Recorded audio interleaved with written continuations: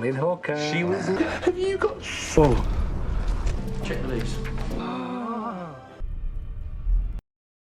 Welcome back rocket, स्वागत है आपका इस दिलचस्प मूवी में। तो इस मूवी की शुरुआत में हमें तीन दोस्त दिखाए जाते हैं जिनका नाम रे, पीट और टॉबी होता है। वो बार में बैठे शराब पी रहे होते हैं। वो तीनों मूवीज और समय में यात्रा करने के बारे में कुछ मजेदार बातें कर रहे होते हैं और ऐसी बातें करते हुए उनके बीच छोटी मोटी बहस भी हो रही होती है। कुछ देर बाद पीट टॉयलेट की ओर जाता है और उसका पेशाब करने का एक बहुत ही अजीब तरीका होता है जिसमें वो पेशाब करते हुए नाचता और गाता रहता है। अब पेशाब करने के बाद वो टॉयलेट से बाहर क्यों निकलता है, लेकिन जैसे वो दरवाजा खोलता है वो सभी को जमीन पर मरा हुआ पाता है। वहाँ चारों ओर तबाही मची हुई है। तभी अचानक से उसकी नजर एक बड़ी दाढ़ी वाले और उसी के जैसे दिखने वाले एक आदमी पर जाती है। वो कोई और नहीं, खुद पीट है, लेकिन वो भविष्य का पीट है। अब ये सब देखकर बहुत ही डर जाता है और वापस टॉयलेट में भाग जाता है। कुछ देर सोचने के बाद वो टॉयलेट से बाहर वापस बार में जाता है, लेकिन इस बार बाहर सब कुछ पहले जैसा ही हो गया है। इसके बाद हमें इस घटना के होने से 6 घंटे पहले के बारे में दिखाया जाता है। अंतरिक्ष में कहीं पर एस्ट्रोनॉट रे अपने अंतरिक्षयान में घूमते हुए टाइम टेबल की बातें कर रहा होता है और ऐसा लग रहा है जैसे कि रे उसके सामने बैठे लोगों को कुछ समझा रहा है। वो बता रहा होता है कि कैसे कोई अंतरिक्ष में रहने वाले जीवों से लड़कर उनको पूरी तरह से खत्म कर सकता है। वो अपने मिशन को लेकर ज्यादा उत्साहित हो जाता है और गाली गलौज करना शुरू कर देता है। जब दर्शकों की तरफ कैमरा जाता है तो पता चलता है कि दर्शक कोई और नहीं बल्कि छोटे छोटे क्यूट से बच्चे हैं। वो बच्चे वहाँ अपने साइंस प्रोग्राम के लिए आए होते हैं। असल में ये सारा सीन बच्चों के पार्क में होता है। जैसे ही रे जोश से भरी हुई अपनी बातें खत्म करता है तो सभी बच्चे रोना शुरू कर देते हैं।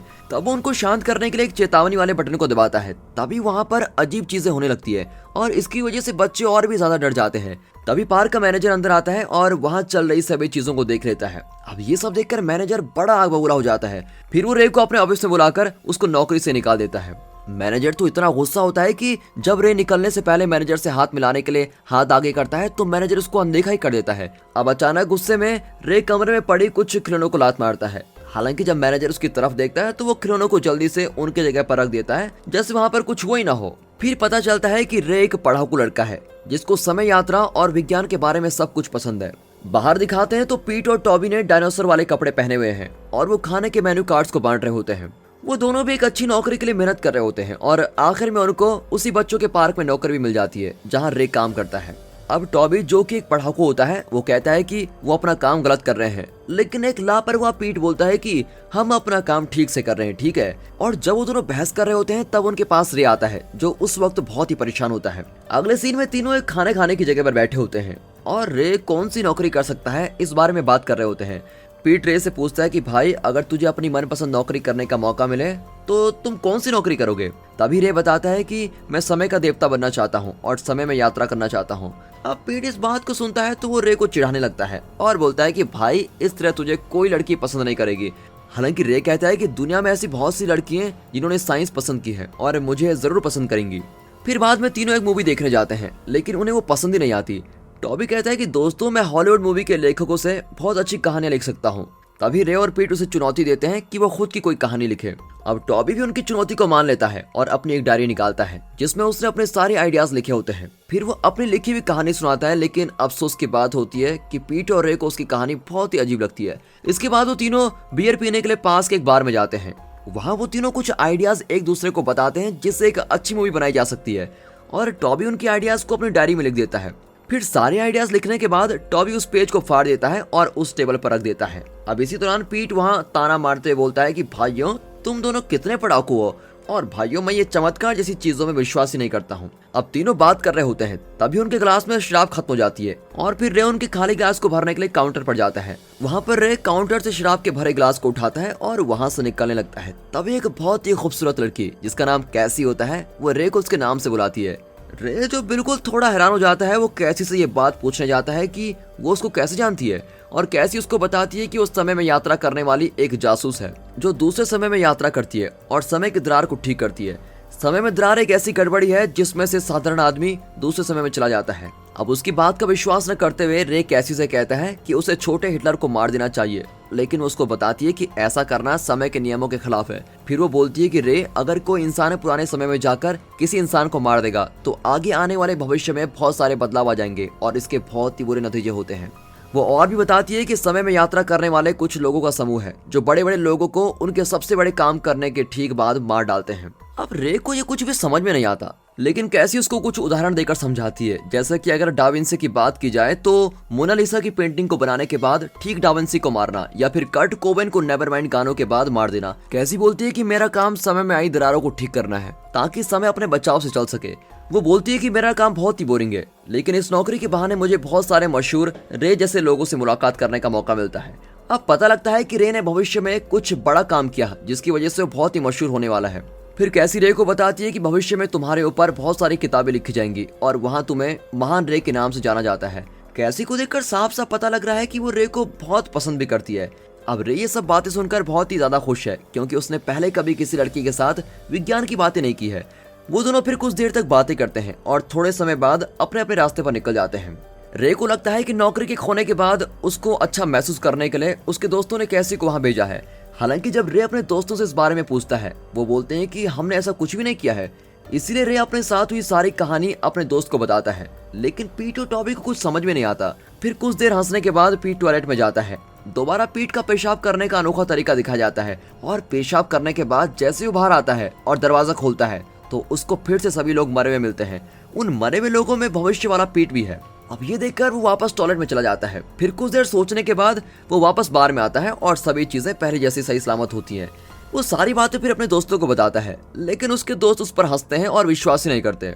अब पीट को महसूस होता है कि ये समय की वही दरार है जिसके बारे में कैसी ने बताया था। अब इस सब को समझने के लिए पीट अपने दोस्तों को टॉयलेट में लेके जाना चाहता है और वो उन दोनों को मनाता रहता है। फिर काफी देर तक मनाने के बाद वो टॉयलेट में आ जाते हैं। पीट वहाँ जाना नहीं चाहता, लेकिन उसको भी जबरदस्ती साथ ले जाया जाता है। अब अंदर जाकर रे जांच करता है कि कोई उनके साथ मजाक तो नहीं कर रहा है, लेकिन उसको कुछ नहीं मिलता। पीट बताता है कि अगर वो समय में यात्रा करना चाहते हैं तो उनको भी पीट की तरह ही पेशाब करना होगा। अब तीनों दोस्त मिलकर बहुत ही अजीब तरीके से नाचने गाने लगते हैं और तभी ये सब करते हुए उनको एक बूढ़ा आदमी देख लेता है। लेकिन सभी की इज्जत बचाने के लिए टॉबी बोलता है, अंकल जी हम ये सब एक विज्ञान से जुड़े काम के लिए कर रहे हैं। पेशाब करने के बाद तीनों बाहर जाते हैं, लेकिन अब की बार सब कुछ अच्छे से चल रहा होता है। इसके बाद वो वापस अपने टेबल पर जाने का तय करते हैं, लेकिन वहाँ पहुँचते ही वो हैरान हो जाते हैं। वो देखते हैं कि वहाँ पर 30 मिनट पहले वाले रे, पैट और टॉबी बैठे होते हैं और अब वो समझ जाते हैं कि वो समय में सफर करके 30 मिनट पहले के समय में पहुंच गए हैं और बिल्कुल डर के दूसरे कमरे में चले जाते हैं। उनके साथ चल रही इस गड़बड़ से बचने के लिए तीनों दोस्त मिलकर आइडिया सोचने लगते हैं। रे बोलता है कि हम लोग पुराने समय के रे, पीट और टॉबी के सामने नहीं जा सकते। ऐसा करने से एक उलझन से भरी स्थिति बन जाएगी। और तभी पीट बोलता है कि दोस्तों हम टॉयलेट के अंदर भी नहीं जा सकते, क्योंकि ऐसा करने से क्या होगा वो इस बारे में भी नहीं जानते। इसलिए रे को एक आइडिया आता है। वो बोलता है कि हम तीनों को एक अंधेरे में छुप जाना चाहिए और दूसरे समय के रे, पीट और टॉबी का टॉयलेट में जाने का इंतजार करना चाहिए। अब अलमारी के अंदर रे को याद आता है कि वो समय में पीछे आ गए हैं और इसीलिए कैजी अभी पब में ही होगी। जब कैजी पुराने रे से बातें खत्म करके बाहर जाती है, तभी उसके पीछे पीछे रे भी आता है और कैजी से मदद मांगता है। वो बताता है कि टॉयलेट ही इस समय में आई दरार है, लेकिन कैजी उसकी बात का विश्वास ही नहीं करती है। फिर रे उसको बार बार मनाने की और समझाने की कोशिश करता रहता है, लेकिन कैजी वहां से चली जाती है। कैजी वहां से चली गई है, लेकिन तभी अंदर भी आ जाती है, पर वो अभी गई कैजी से बिल्कुल अलग दिख रही है। और फिर पता चलता है कि कैजी रे से 1 सेकंड के लिए दूर गई थी, लेकिन असल में वो वहां 6 महीने बाद आई है। कैजी रे को बोलती है कि मैंने इन 6 महीनों में सब कुछ ठीक करने का तरीका ढूंढ लिया है। वो बताती है कि रे और उसके दोस्तों को पुराने रे, पीट और टॉबी के वहां से जाने तक अलमीरा में छुप कर रहना होगा। देखने से लग रहा है कि रे और कैजी एक दूसरे को पसंद करने लगे हैं। अगले सीन में पुराने रे, पीट और टॉबी टॉयलेट में चले जाते हैं और इसके बाद तीनों दोस्त अलमीरा से बाहर आ जाते हैं। तीनों दोस्तों को पेशाब जाना होता है और इस बार वो कोई गड़बड़ी ना हो, इसीलिए वो लेडीज टॉयलेट में चले जाते हैं। लेकिन जब वो बाहर आते हैं तो सभी हक्के बक्के रह जाते हैं, क्योंकि पब पूरी तरह से तबाह हो चुका है। ये देखकर पीट वापस औरतों की टॉयलेट में चला जाता है और फिर जैसे ही रे और टॉबी भी उसके पीछे पीछे जाने लगते हैं, तभी पीट आदमियों की टॉयलेट से बुरी और गंदी हालत में निकलता है और चिल्लाते हुए बोलता है कि दोस्तों अंदर मत जाओ। और लग रहा है कि पीट किसी दूसरे समय में पहुंच गया है। वो काफी लंबे समय तक वहां रहकर आया है और इसीलिए पीट के हाल बहुत ही बुरे दिख रहे हैं। अब परेशान दिख रहे रे और टॉबी पूछ रहे होते हैं कि पीट तुम कहाँ पहुंच गए थे, लेकिन पीट कोई भी जवाब देने की हालत में नहीं है। इसके बारे में बताने की जगह पीट बार बार बोलता है कि हमें खाना और हथियार जमा करना होगा। अब टॉबी और रे इधर उधर घूमकर चीजें इकट्ठा कर रहे होते हैं। तभी एक सीन में तबाह हो चुके पूरे शहर को दिखाया जाता है और देखने से साफ साफ लग रहा है कि शहर की ऐसी हालत किसी परमाणु बम को गिराने की वजह से हुई है। अब तीनों दोस्तों ने हथियार इकट्ठा कर लिए हैं और साथ में अपने कपड़े भी बदल लिए होते हैं। कुछ समय बाद वो तीनों बाहर जाते हैं और एक दीवार पर बनी उन तीनों की बड़ी तस्वीर को देखकर बिल्कुल हैरान हो जाते हैं। यहाँ से पक्का पता चल जाता है कि भविष्य में वो तीनों बहुत ही ज्यादा मशहूर हैं और ज्यादा हैरानी की बात तो ये होती है कि उन तीनों ने भी वही कपड़े पहने हुए हैं जो दीवार पर बने रे, पीट और टॉबी ने पहने हुए हैं। जब वो तीनों सोच रहे होते हैं कि वो किसकी वजह से इतने मशहूर हुए हैं, तभी उनको एक अजीब आवाज सुनाई देती है। वो तीनों भागते हुए अंदर आ जाते हैं और तभी बाहर घूमते घूमते एक आदमी को एक बहुत बड़ी चींटी निकल लेती है। अब टॉयलेट के अंदर पीट बता रहा होता है कि भविष्य में इसके साथ क्या क्या हुआ था। तभी पुराने समय के रे, पीट और टॉबी भी अंदर आ जाते हैं। अब पीट पुराने समय के रे, पीट और टॉबी से मिलना चाहता है, लेकिन उसके दोस्त उसको अंदर खींच लेते हैं। पुराने समय के रे, पीट और टॉबी वही गलतियां कर रहे हैं जो उन तीनों ने भी की थी, लेकिन हमारे रे, पीट और टॉबी इस बारे में कुछ नहीं कर सकते। जब पुराने समय का रे टॉयलेट की जांच कर रहा होता है, तभी पुराने पीट की वजह से उसका ध्यान भटक जाता है और इसीलिए टॉयलेट में बैठे उनके भविष्य वाले रूपों को देख नहीं पाता है। जब पुराने रे, पीट और टॉबी वहां से चले जाते हैं, तभी वो तीनों भी बाहर आ जाते हैं, लेकिन पुराने पीट से मिल न पाने की वजह से हमारा पीट बहुत ही गुस्सा हो जाता है। उसके दोस्त पीट को बाहर जाने से मना करते रहते हैं, लेकिन गुस्से में वो टॉयलेट से बाहर ही चला जाता है और आखिरकार रे और टॉबी अपने दोस्त पीट को ढूंढने बाहर आते हैं। वहाँ बाहर एक पार्टी चल रही होती है, लेकिन वो बाहर देखते हैं कि सभी लोगों ने उनके जैसे कपड़े पहने हुए हैं और ये बात उनको बिल्कुल हैरान कर देती है। और पता चलता है कि ये पार्टी एक खास तरह की पार्टी है जिसमें सभी लोगों को रे, पीट और टॉबी की तरह ही कपड़े पहनने होंगे। अब टॉबी अपने आप को मशहूर देखकर पागल होने लगता है, लेकिन रे बोलता है कि भाई अपने आप पर थोड़ा काबू रख। फिर जल्दी उनको पीट मिल जाता है और उसके कुछ देर बाद ही उनको अपनी एक और पेंटिंग मिलती है। उस पेंटिंग में उनका ध्यान एक कागज पर जाता है जिसके ऊपर वो अच्छी मूवीज बनाने के अपने सुझाव लिख रहे थे। वो समझ जाते हैं कि वो तीनों इसी पेपर पर लिखी बातों से मशहूर हैं, लेकिन बेचारों को याद ही नहीं आ रहा है कि उन्होंने उस कागज पर लिखा क्या था, क्योंकि कागज पर लिखते समय वो तीनों बहुत ही नशे में डूबे होते हैं। तीनों दोस्तों ने कागज पर क्या लिखा था वो इस बारे में सोच रहे होते हैं और तभी उनके पास मैली नाम की एक लड़की आती है। मैली भी कैसी की तरह समय में यात्रा करती है।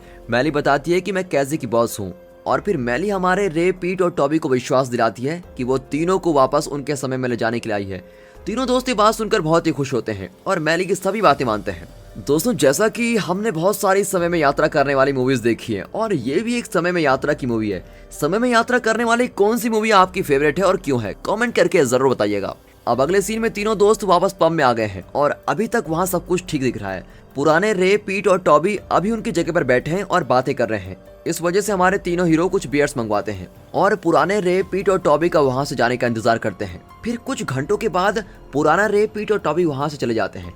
पुराना रे, पीट और टॉबी उनके लिखे हुए कागज को वहीं पर छोड़ गए हैं, इसीलिए हमारे रे, पीट और टॉबी टेबल पर जाकर उस कागज पर लिखी बातें पढ़ने लगते हैं। कागज पर सभी बातें ठीक से नहीं लिखी हैं, लेकिन फिर भी वो तीनों पेपर को पढ़कर बिल्कुल हैरान दिख रहे हैं। तीनों तय करते हैं कि उस कागज को वो वही टेबल पर छोड़ देंगे ताकि आने वाले समय में वो अमीर और मशहूर हो सके।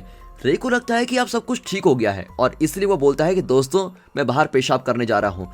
इस बार वो टॉयलेट की जगह बाहर पेशाब करने जाता है और तभी वहाँ पर कैसी रे से मिलने आती है।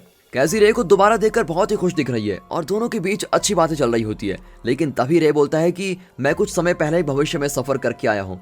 अब कैसी इस बात का विश्वास ही नहीं करती है। फिर रे अपने साथ भविष्य में हुई सभी चीजों के बारे में बताता है और बोलता है कि मैली से भी मिला था।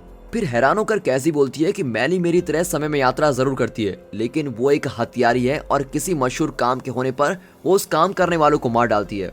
अब कैसी रे को बोलती है कि अब की बार मैली तुम तीनों दोस्तों को मारने आई है, क्योंकि तुमने उस पेपर में अपनी बातें लिखकर अपना मशहूर होने का पक्का कर लिया था।